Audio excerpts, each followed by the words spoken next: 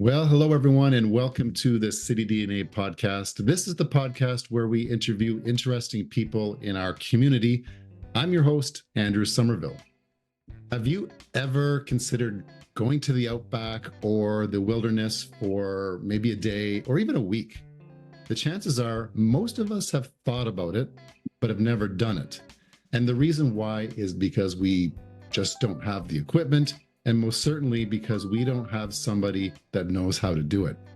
Today I have with me Alex Savatti. He is the CEO of the TripShed, and he is the answer to your problem. Alex, how's it going? It's going great, man. Yeah, it's going really well. It's a bright, beautiful day and spring is in the air. So things are good. Absolutely. And most of all, the temperature is warming up. Slowly but surely, maybe. It's kind of hard to tell these days, but it feels like we're trending in the right direction. We've been so lucky this winter with having really warm weather. It's like this weather we've had now for 3 months. Yeah. And it's I like, let's was have talking to something someone different. yesterday. It was like, chances are we'll have this weather for another few weeks, and then it'll be like 35 degrees until September. So, Yeah, or I'm not complaining, but it is like Groundhog Day every single yeah, day. It's like that's yeah. one thing I really love about Canadian weather is that we have our seasons and it gives you something to look forward to. But man, I don't know, like I'm Um, grateful for the nice weather, good for disc golf, but let's get some warm weather going on here. it's any day now. We're coming. Yeah. Yep. And speaking with warm weather, Yeah. this is the lead up to your season, which is your main company, the TripShed.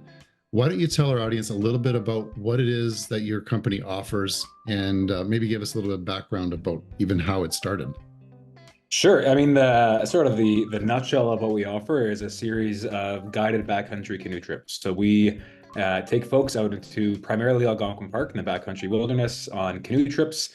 We provide all the camping gear, all the meals, the guide, the permits, the this, the that. People just show up with the clothes on their back and some toiletries, and off we go. So we offer that as like our primary bread and butter. We do camping gear sales online. And then we do a host of these sort of different focused trainings, workshops. We would do some consulting work with camps, helping to train their guides, helping to sort of support their canoe trip programs, which is where we built our bones as young guides, was at overnight camp growing up. So TripShed was founded by my brother and I. He runs sort of the back end of things, the website, the store. I run the front end of things, the social media, a lot of the trips, and the sort of experience design. But it's been a privilege in the past couple of years, excuse me, to get to work with some of the overnight camps, including the one that we built our bones at, to help support their programs and train the next generation of upcoming guides. So really anything outdoor adventure, anything, playing in the woods, primarily by canoe is up our alley. That's pretty cool. And like I said at the beginning, I think a lot of people have the idea of going to the wilderness, but they just don't do it because they don't know how to do it. Would you say Yeah. that's true? Absolutely. I think there's a couple of reasons why, and I think primarily, it's a lack of knowledge or a lack of skill set. And I think a lot of people think that backcountry camping, wilderness camping, canoe tripping, they see it as almost intimidating. And I think the way it's often portrayed on social media and maybe just in general dialogue is that it needs to be this like really intense wilderness experience and you're going to rough it and this and that. And what I'd love to do with our trips is like show people the opposite of that, that actually canoe tripping is, it can be one of the easiest, simplest experiences, with the caveat being that, yes, there are a number of skills that are kind of the barrier to entry or the barrier to enjoyment, really.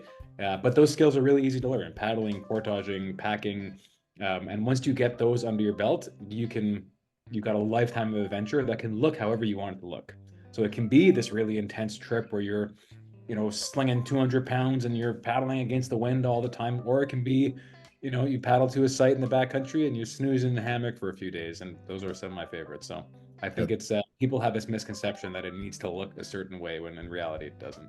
Well, it's great though, because you're allowing people the opportunity to experience that without having, to do the heavy lifting on their first trip, right? Yeah. Yeah. Certainly you can probably help out and all this stuff, but, and I like what you said about it's like a life, I forget how you phrased it, but a life learning or your, um, a life of adventure. You're learning the skills to have a life Mhm. of adventure, and Yeah. that's very true.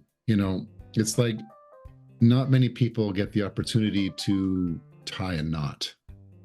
Yeah. or how to efficiently pack a backpack, Right. you know. And I think like, I've been guiding for 15 years now. I started guiding as like a trainee when I was 16 or so. And I'm still learning things every season, but I'm finding the more that I trip, the more refined that my process becomes. Because I firmly believe that like the actual process of camping, of packing your boat, of this and that, for me is a means to an end. And for me, the end is I want to be in my canoe floating under the stars or paddling in the morning or sleeping in the hammock or just kind of like that's what I go camping for. And people go camping for a million different reasons. Some folks go to fish, to hunt, to this, to that, and they're all valid. But in my mind, I want to create the most seamless transition from everyday life to that hammock in the sunshine. And so, however, I can refine my own system and make the whole process easier.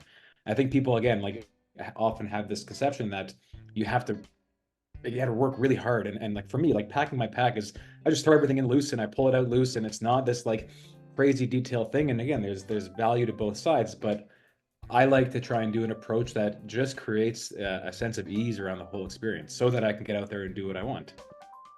Yeah, that makes a lot of sense. You know, I keep thinking about, maybe a family or a group of people that they would like to go out and do this stuff, but they just it would cost a lot of money to buy the stuff, the Sure. equipment, right? And to get everybody all on the same page, I think it would be a really good experience to have a guide like your team to go with somebody. Now, the question that I have that comes up is obviously it costs money to have you as a guide. Do you find that the cost of that kind of outweighs the cost of buying all this equipment that some people might only use once in their lifetime, if they decide they hate it, if they go on their own? Do you find it's a good investment? I think so. I think the cost of like the ticket price that we have includes, like I said, all the camping gear, all the food, all the permits, all the parking passes, the guide fee, like it covers everything. And so that gives people an opportunity to see what's actually needed and gives them a chance to have the full trip experience without having to invest.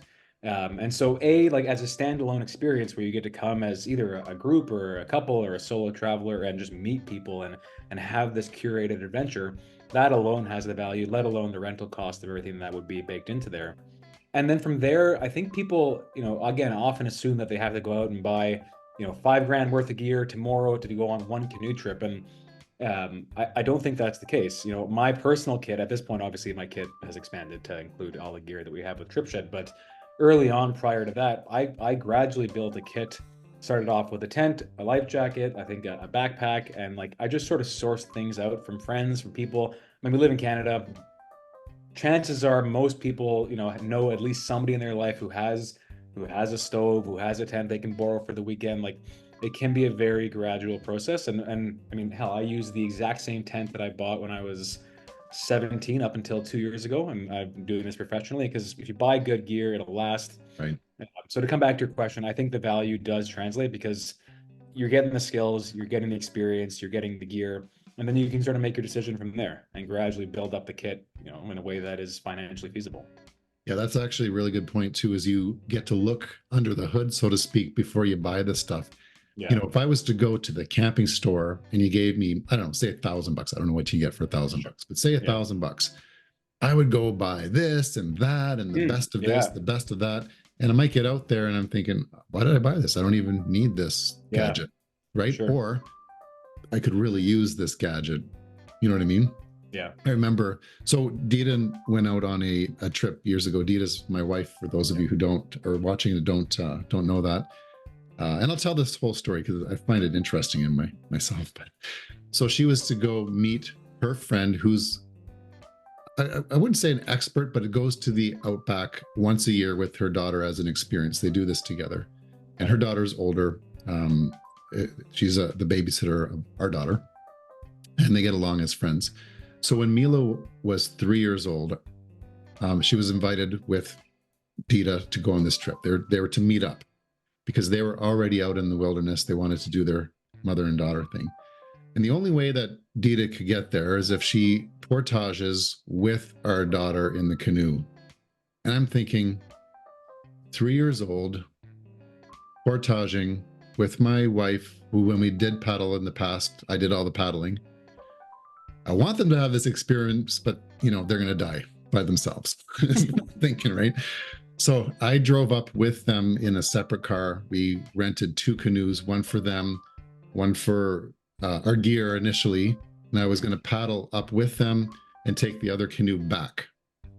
Okay, that was the plan, so that they can meet up and have this plan. Because when they travel back with their friends, it's okay. You have a 12 or 13-year-old daughter who can help paddle, and the 2 adults, they should be able to handle it, right?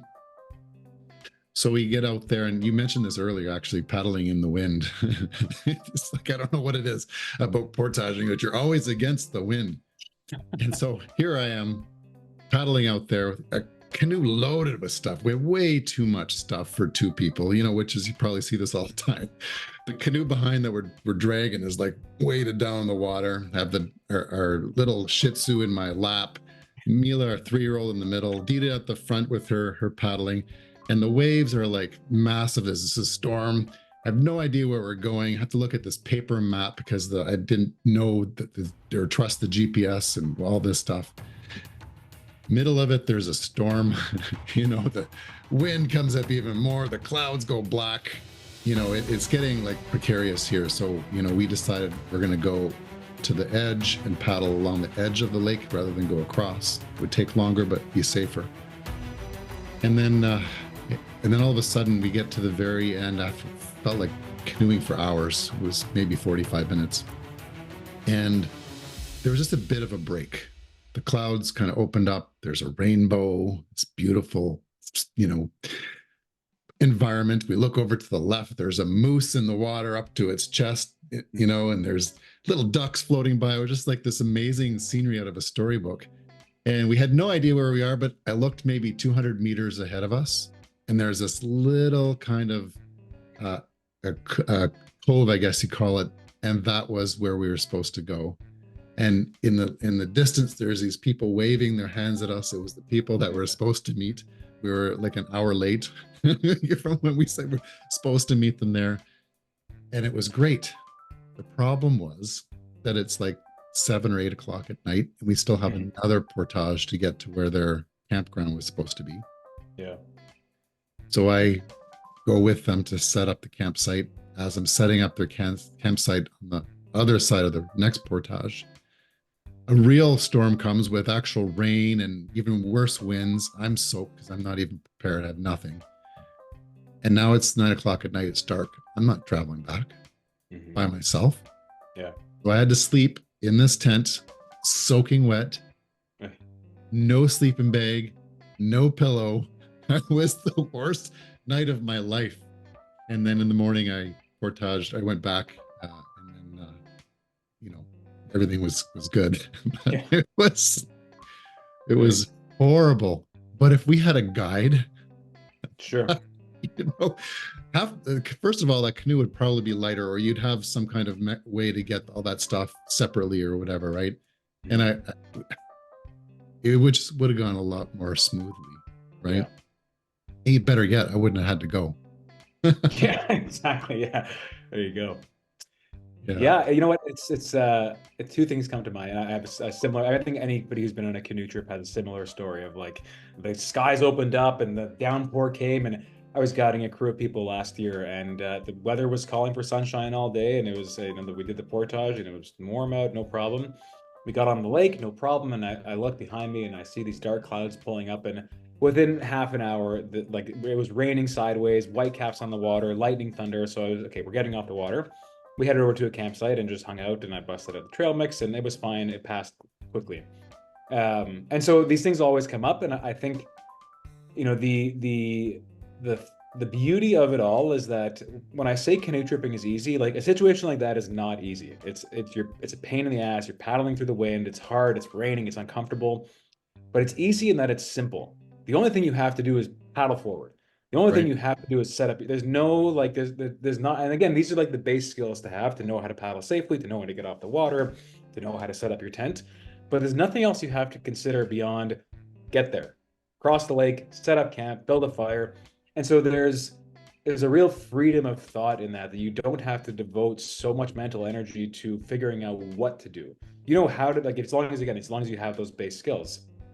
And so, off you go. And then again, the benefit of having a guide is that he can, or whoever the guide is, can show up and take care of those things and knows when to get off the water and how to support the experience, as well as inside of all of that to bring an experience of levity and lightness to it. I used to, when I started guiding, I had an old GoPro and I had this video kicking around somewhere on my GoPro files from 10 years ago now, 15 years ago.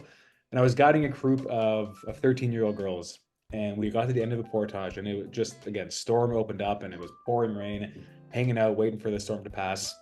And the video clip is just me looking around and all these girls were just like singing and dancing in the pouring rain, cold and shivering, but like, singing and having a good time.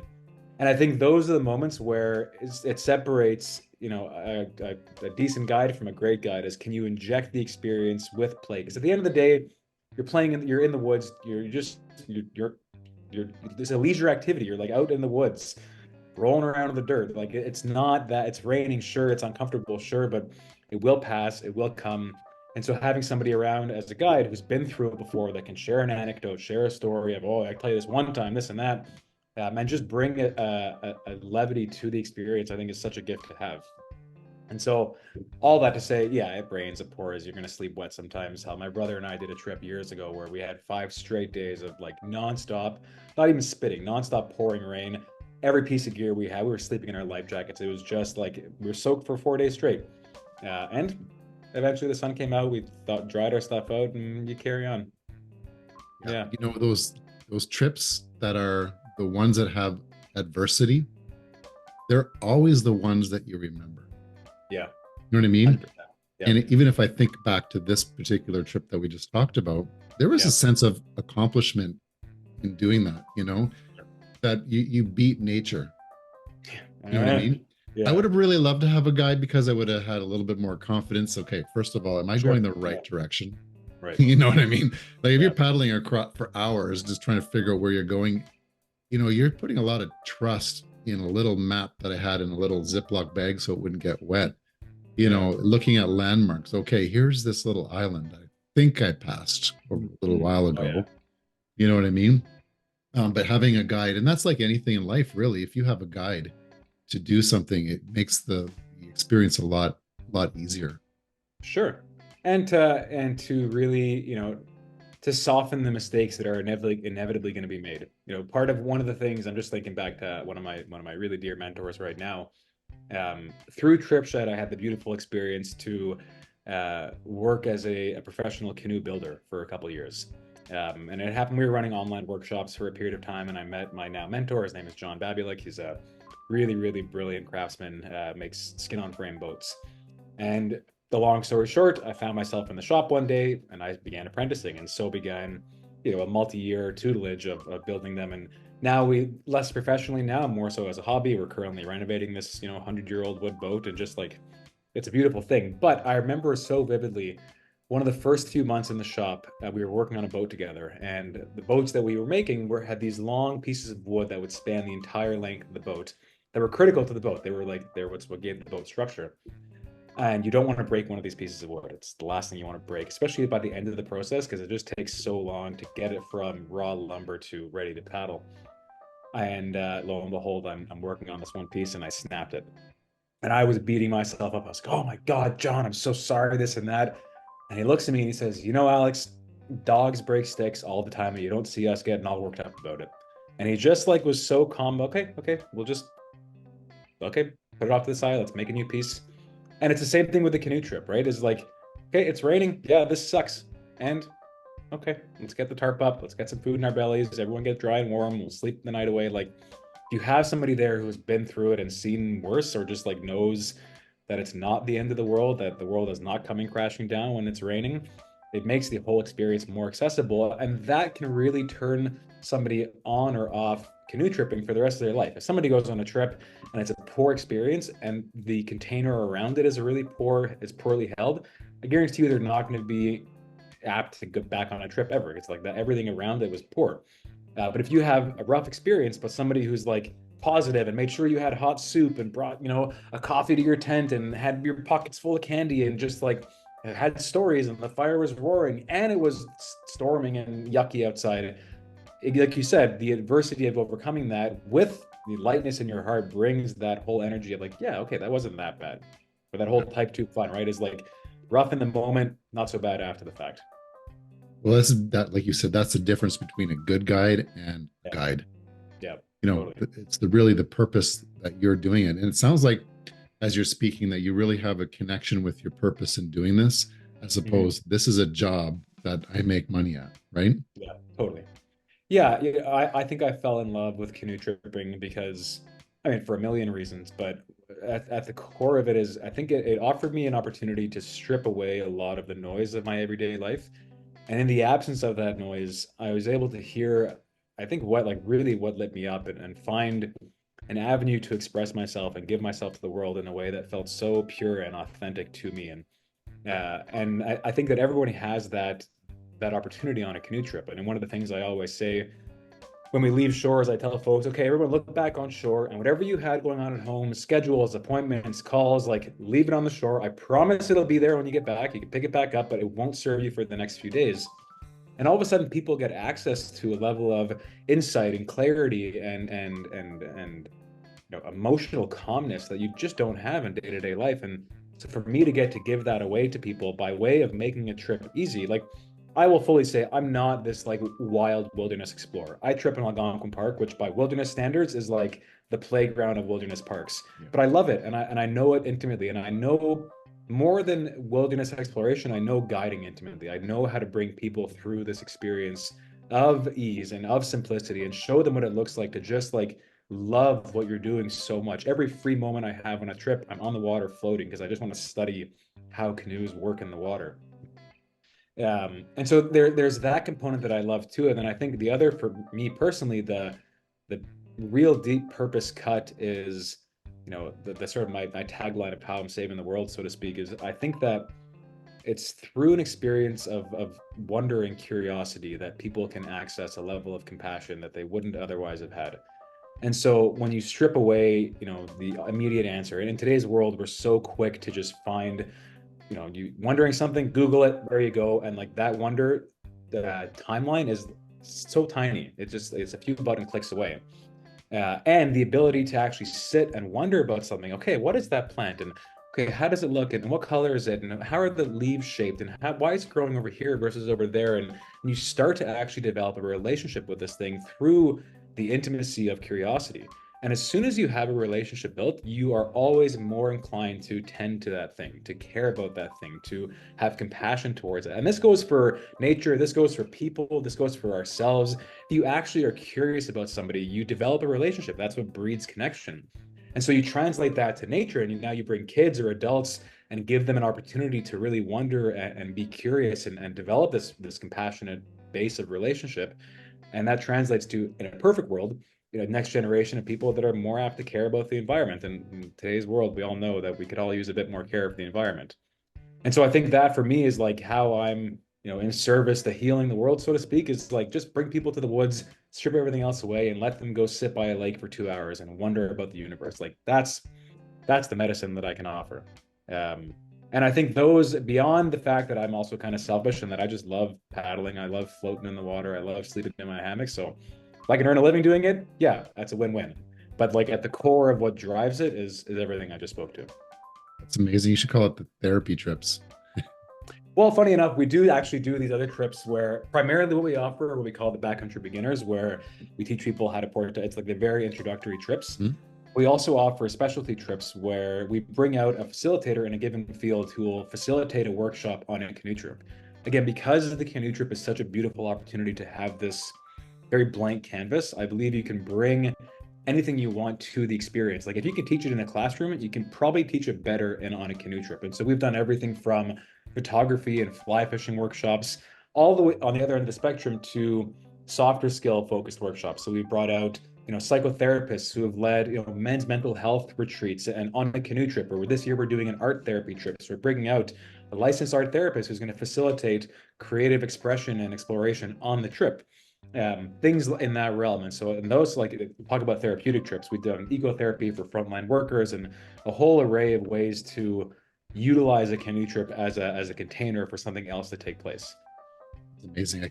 I would imagine that a lot of corporations would take advantage of that, or is that something you've explored? That's what we're trying to work towards right now, is how to like point some of these things in the right direction. I mean, I'm far from business minded. I think my bones were built in the dirt, and thankfully my brother is much more business minded than me, so he's great at like, okay, how do we point this in the right direction?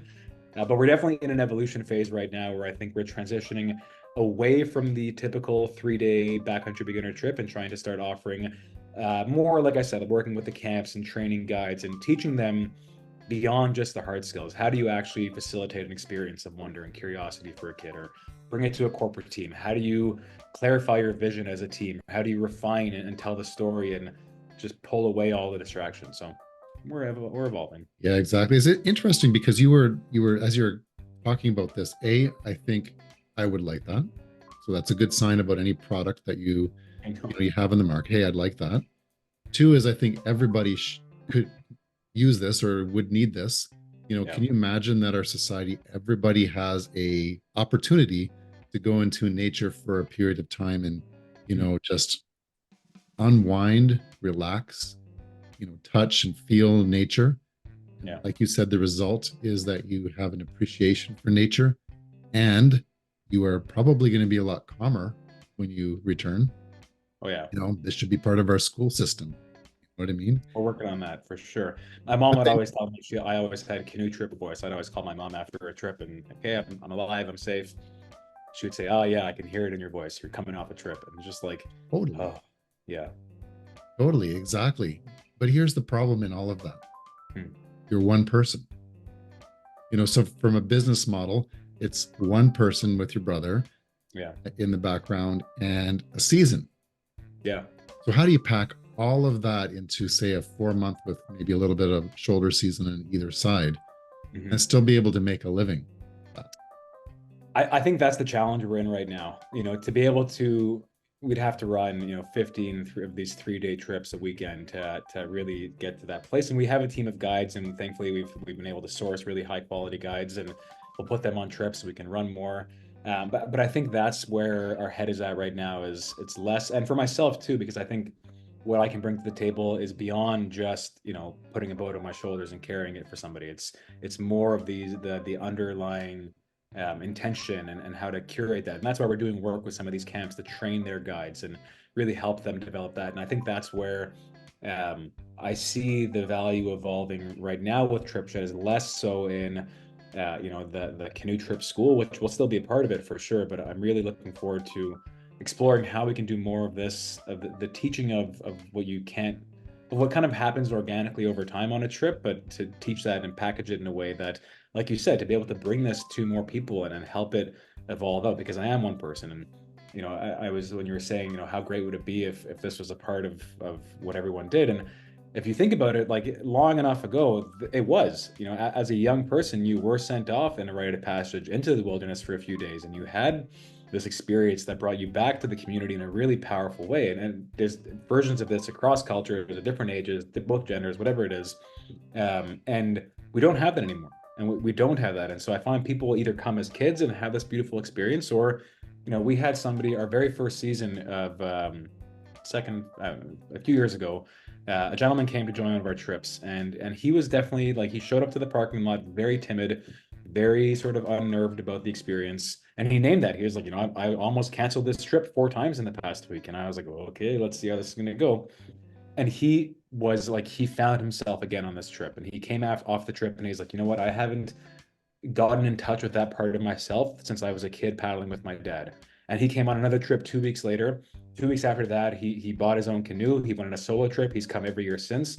And for him, that few days of call it a rite of passage, call it initiation, call it a breaking back open of a part of himself that was tucked away, it opened up this whole world of community, of connection again, of play, of things that he loved that he just had lost access to. And so I think so many adults have that, right? Like as soon as we grow up, we lose that childlike sense of wonder. We lose that childlike capacity for play's sake. And so I tell people, like, what is it you want to do on this trip? Like, you often, get the question, okay, we're at the campsite for the afternoon. We've got the time off. They're like, well, what do we do now? It's like, whatever you want. You want to go sit by the lake for an hour? Like, do that. You want to go stare at this rock? You want to carve? You want to build a Yeah. fire? Like, it's all there to just, as long as you're not harming the landscape, there's really no rules. Part of that too is teaching people how to do whatever they want, because we're Yeah, so exactly. programmed to, okay, I got to be on my phone. Yeah, exactly. I got to watch this. I got to, I have to physically do something, right? But Yeah. you know what? Relaxing and staring at the trees is something, right? Yeah. A funny story, I had the privilege of growing up right next to, not growing up, but in my teen years, right next to Algonquin Park. So it was like a half an hour drive from, I think it's called the East Entrance. Yep. Maybe the North, I don't know, over there. It was in Pembroke. Oh yeah. So there's an entrance over there somewhere. And a friend of mine, who's still a friend of mine today, he's actually one of the only high school friends that I still talk to regularly. Small high school. There's 20 people in my class, which was hilarious. But we went out to Algonquin Park for a couple of days, kind of similar to what you maybe do. We had our backpack and canoe, we portaged. And there was this island in the middle of whatever river it was that you had to kind of climb up. So it was raised. It's almost like the way my mind remembers it anyways, was like a cliff that you had to climb up. It was an island. So at the top of it, we just laid down for hours and just relaxed. And we made up these games. So I'd take a pebble, he'd look over the edge and he'd pick like something to hit, like a log or a rock. And I'd toss the pebble and he'd say, okay, you got to toss it 2 feet to the left. I toss it and okay, now you got to go a little bit more towards you. And eventually I would hit this object and then we'd switch. And we did that for like literally hours. Sure. It was so cool. But that's what I mean is like, you have to train your brain, your body to just disconnect from what we're so used to in regular life. And I remember walking away from that trip feeling rested, connected with nature, and connected with my friend. Yeah. And we so lose that connection in our daily lives, right? Well, and that's exactly what one of our taglines and like our mission statement is, to connect people more powerfully to themselves, to each other, and to the land. I think those are the three things that you have access to. I'm reminded too, as part of my outdoor education experience and career path, I spent about 4 years working at the Guelph Outdoor School here. And it's a very different approach to nature connection than canoe tripping is, because canoe tripping is very much like, get out there, point A to point B, you do your thing. Whereas the outdoor school was nature awareness skills and much more sort of nuanced pathways to nature connection. But one of the things that was always prevalent was like that boredom is okay. I think that especially in today's world of overscheduled programs for kids, and they've got this and that and everything else, like there's just no moment to be bored. And then when they are bored, we're like, oh no, how do I fill your space? How do I put something in front of you? Like that's not the thing to do. I mean, in my mind at least, not the thing to do is let them be bored, because boredom will breed creativity. All the best insights I've had have come when I've just been laying in a hammock for an hour and a half, and it's like, oh, there's the secret to the universe. Like beautiful. Not inside of this like highly structured life that we so often live. And so I'm all for people like, I don't know what to do. It's like, great, have a seat. Just sit for 10 minutes, watch what happens. We love it when our daughter gets bored. Again, like almost selfishly, but I think I really see the value in displaying this for people. And so when I say, if I have a free moment on a trip, I'm in the boat, just floating in front of the campsite, just like practicing spinning the boat around in circles. If we have an afternoon off, it's okay, folks, I'm gonna go lay in the hammock for an hour. If you need something, let me know. Otherwise, here are some things you can do.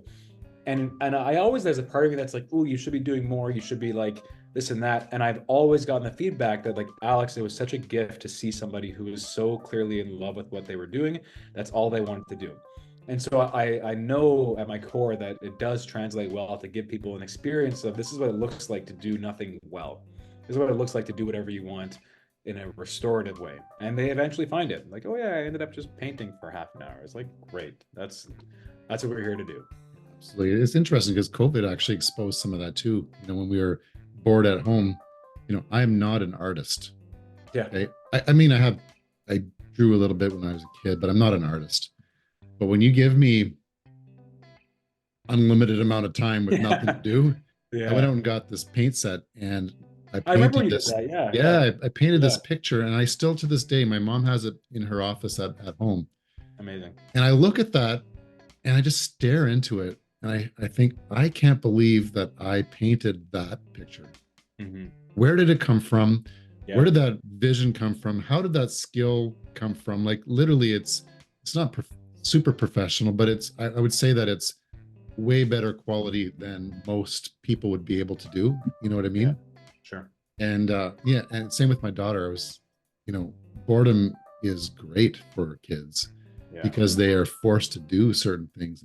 And Hmm. she creates these interesting things. Like the other day, she came to me with was this piece of paper, and it was a bit of a drawing on it, and she glued little pouches kind of thing in on the paper. Okay. You can Yeah. imagine that. Yeah. In the pouches were little cutouts of like stuff like toys or fruits or stuff. And this was a story. She told me a story about this, and she would take something out and put it in this little. It was such an interesting thing. Like, how did she come up with that? Yeah. You know, and it didn't even matter what the story was about. It was just the creativity and to the Hmm. level of detail that she came up with this. Like, what? Yeah. Well, and I think that's why, like, especially when we grow into adulthood, it's not that we lose our ability to do that. It's we lose the ease of access to that. And I think that again, it's coming back to the beauty of a canoe trip to strip away all the things that get in the way of our access to that. And it's like it's there waiting for you. It's been there all along. It never left. Yeah, You just forgot it. And here's how you remember is pull away all the things that get in the way of it. yeah, absolutely. And you know, going back to the business end of things, Yeah. you know, from a corporation perspective, what a great opportunity for your team Yeah. to get away from phone and the emails and all that stuff. You know, that's one benefit. Two is that you're going to start, you know, connecting with each other. Hmm. You know, you're going to have to, I mean, certainly there'll be some adversity. There's always challenges with different types of people, but you figure out a way to do this because you have to survive. Yeah. You know, and what better teacher than nature itself? Yeah. You know what I mean? Well, It's and like, I love how you said too, like there's going to be adversity, and there needs to be. And like there's a one of the things that I've found in my life too is the craft of storytelling, and I think I've always had a knack for articulation, but actually studying folk tales and telling old myths and folk, because there's such wisdom and such gold in these old stories. And there's a storyteller I love by the name of Martin Shaw, and he says, you know, no good story started on the day that not much happened.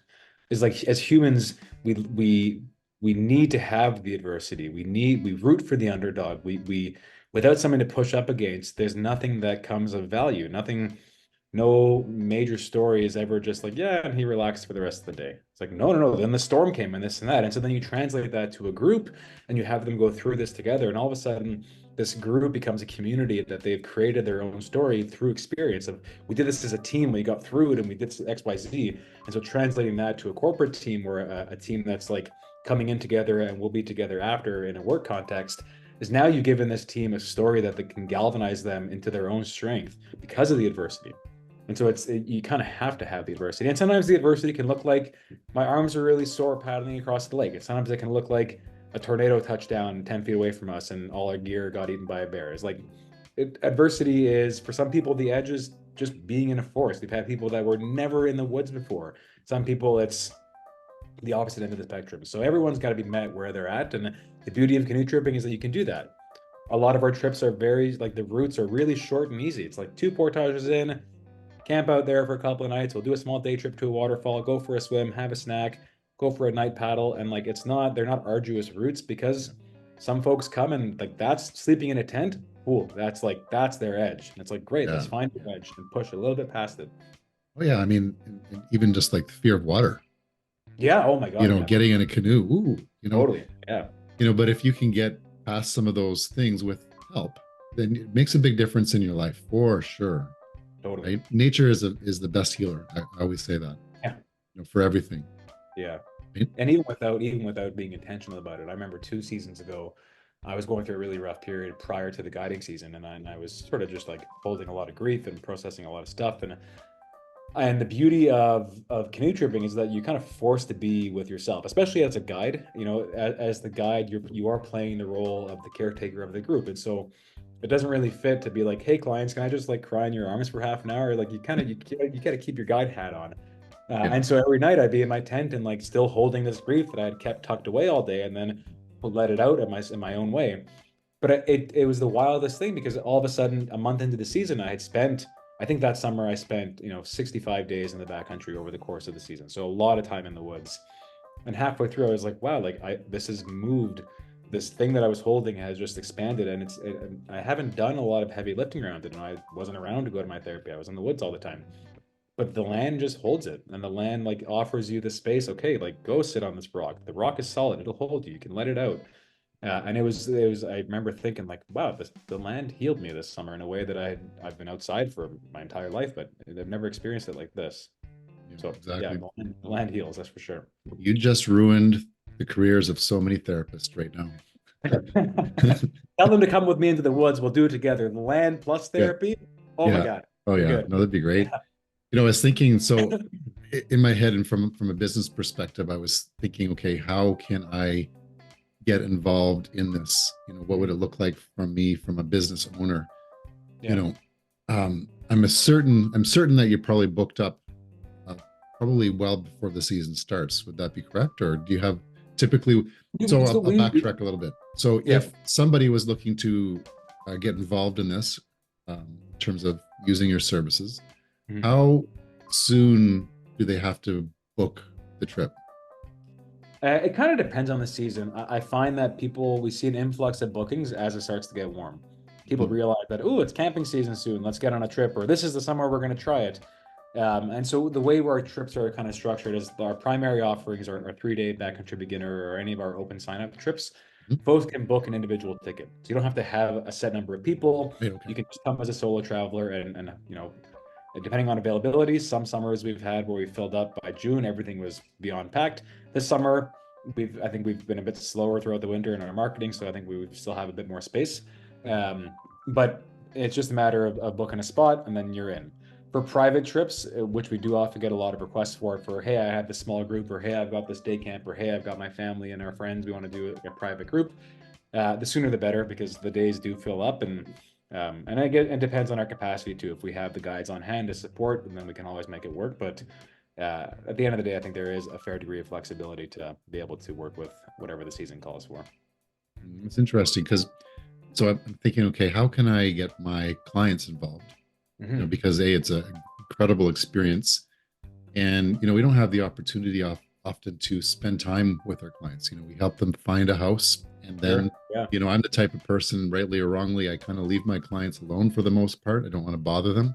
I'm sure many of them would love to see Deet and I a little bit more often than we do, and that's something I have to personally work through. I think is you know the over respect of people. I think that makes sense. Mm. But what a great way to say, okay, here's an opportunity. It doesn't cost you anything. Come for a couple of days to Algonquin Park. We've got this great guide set up. It's going to be an incredible experience, Hmm. and you get to spend 3 days with Andrew and Dita. That alone is worth the value. That's Jeez. right. Yeah, absolutely. Yeah. But I'm thinking, okay, as a component of that is to maybe even get community involved, because I'm sure there are families out there that um, we've run across that can't afford a trip like this. Mhm. You know what I mean? And Yeah. I'm a strong believer in mixing people, demographics, beliefs, because the more, um, what's the word, diversity that we have, I think it's better, right? Absolutely. And it's like this, it takes a village to raise a child, Yeah. mentality, right? So just using this as an example, if there are wealthy people over here that can afford these trips, well, that's great, they get that. But then there's a side over here where they just can't afford a trip like this, Hmm. and they'll never get this experience. Yeah. Some cultures don't, think of this stuff, right? Sure. A person from downtown Toronto, they might never leave the city, or vice versa. Yeah. Someone from the country's never been to the city, and just mixing with different people. I think it's a good thing.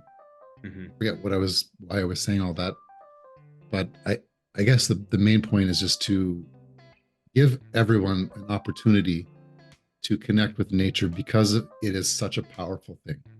Yeah. And it's our birthright.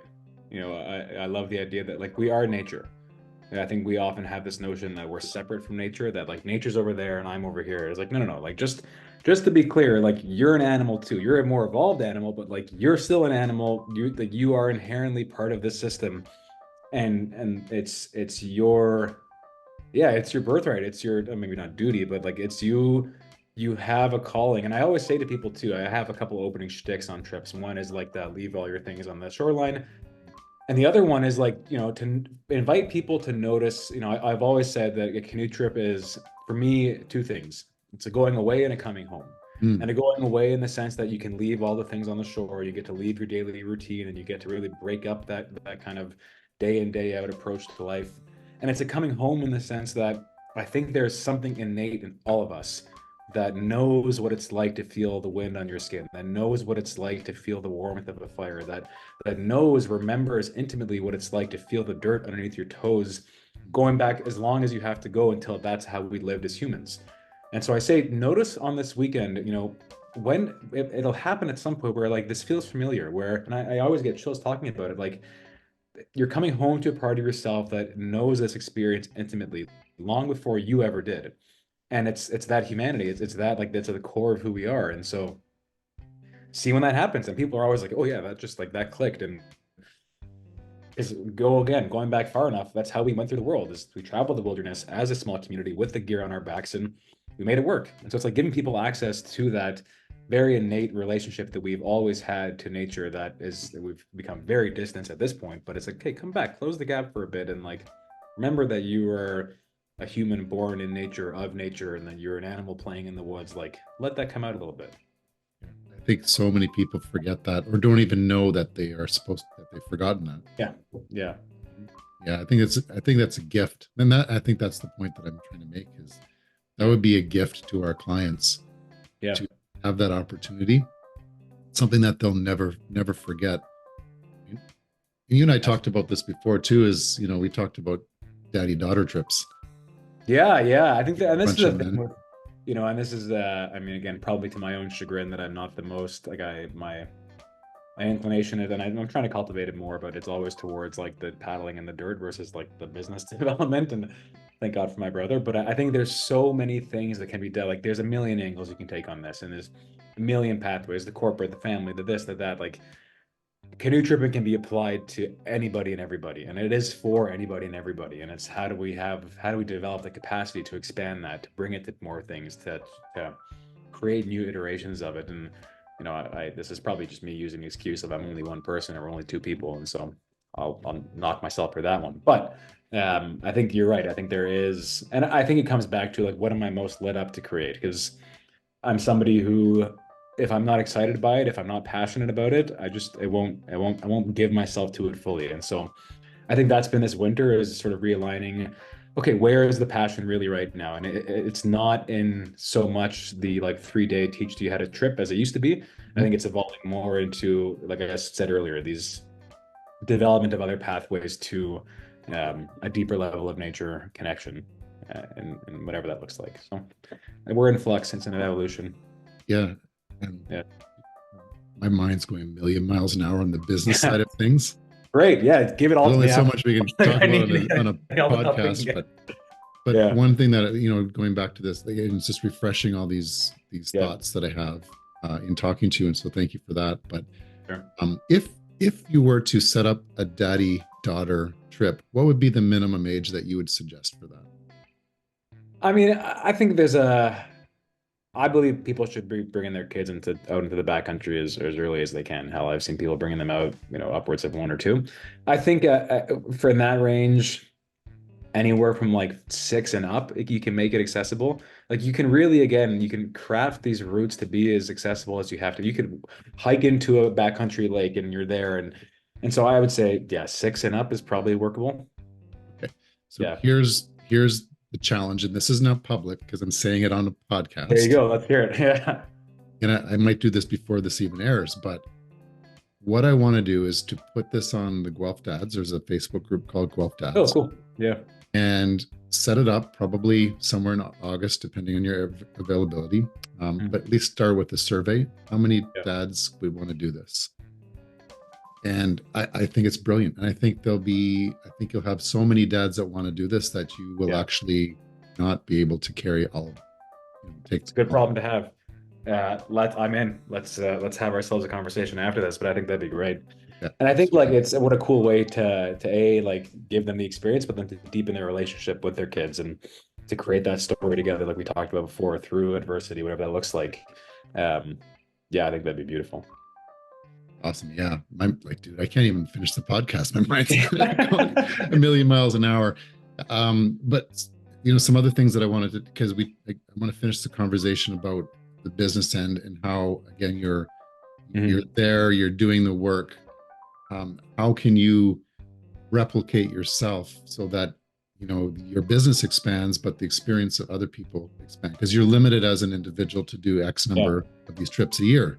And sure. I think you said you are training other Yep. guides. Is that right? Yeah. Yeah, so we're working with other camps right now to help train their guides. And again, it's really like there's some hard skill development, but it's at the core of it is how do you stand inside of being a really quality nature connection mentor? And how do you create these experiences in an accessible way? And I think so much of it comes back to authenticity Mhm. and the ability, because my pathway to canoe tripping and to nature connection is different than yours, different than theirs, and the ability of somebody to authentically translate what their pathway is to that relationship, Mhm. I think comes through so much. So actually, I don't want to create a bunch more Alexes. I want to create people that are empowered to express themselves in their own guiding context in a way that is the most true to them, because that will bring people in. Humans require authenticity for a really pure connection. And so to give them the tools of do I love, okay, I love carving. It's like, great, make your whole canoe trip about carving wood. Like it'll be pure inside of that. Versus me, where it's like, I love paddling. It's like, we're going to make the whole trip about learning how to solo paddle and studying boat shape and all, because like, I get lit up by it. And people are drawn to people that are lit up about what they're teaching and what they're talking about. Yeah, that's a good point there. And so when you say these guides are from other camps, Yeah. is that so when they do their guiding trips, that's outside of your company, right? Yes. Yeah.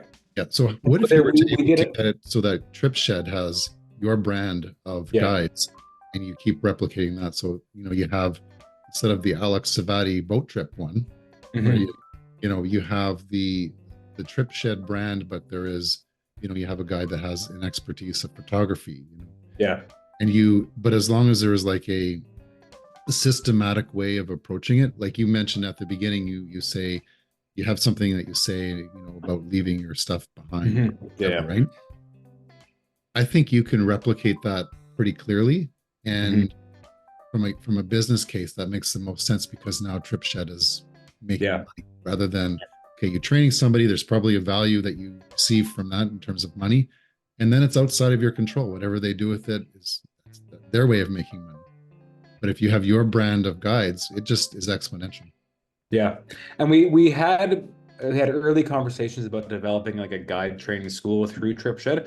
And I think where we got caught up was the scope of like how far do we take this? Because to effectively train the hard skills, like as far as logistics and regulations and all the things that exist for like legality of okay, paddling, being on the water, like it was a really deep hole that we just fell down for a while. And we're like, okay, like let's just take a break for a second because there's so many different pieces that come into the canoe trip experience. And so I think coming back to that thought and refining it away from the hard skills and just even doing a program just on the soft skills would probably be more poignant and I think less of the deep rabbit hole that it was. Yeah, Um, yeah. true. And then there's the other question: okay, what do you do in the off season? And you're kind of answering that a little bit with your sales, Hmm. right? So you have probably a sales window before and after a trip because before Sure. people need stuff, and then after they're Yeah. like, oh, should have had this, right? Yeah. Totally. And then Christmas and all that stuff, and it just Yeah. really comes down to promotion. And I would Yeah, say that, and I will say we're a small company, right? So like in the off season, I wait tables. I do some yeah, social media work on the side for some other brands. I'm kind of in a transition space right now with seeking out some different potential opportunities for employment that are a bit more aligned with what I love.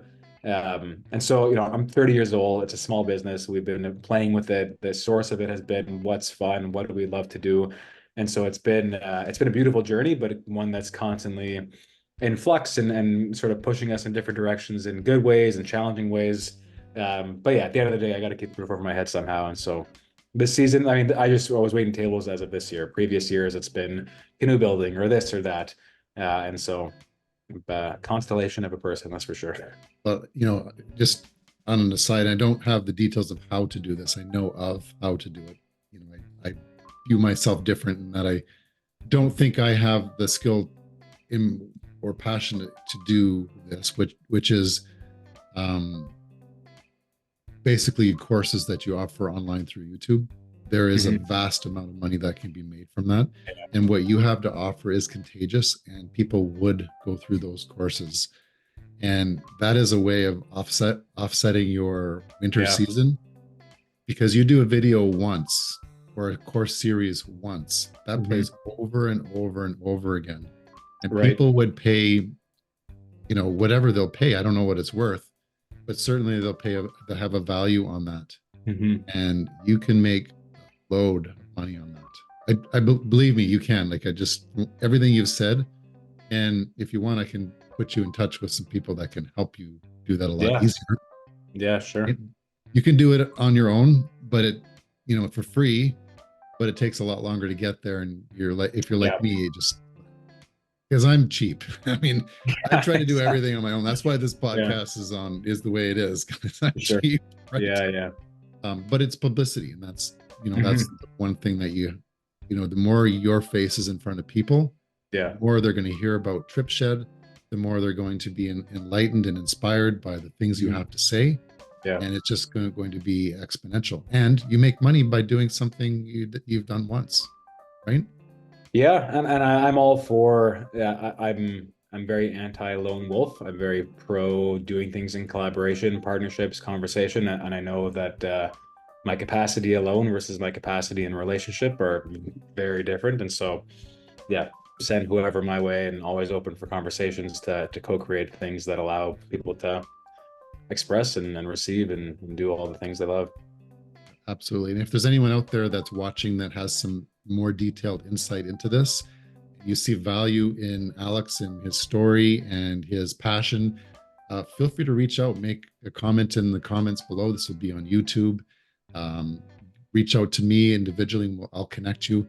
But let's get Alex out there so he can continue to do what he loves, so that he can continue to have an impact on the world and touch people's lives, because I think you would agree that nature is a healer of many of the issues that we face in this modern world. So let's make that happen. Let's support this gentleman. Alex, thank you for your time. Thank you for enduring some of the internet connections that we experienced. The audience hopefully doesn't notice any of it. There you go.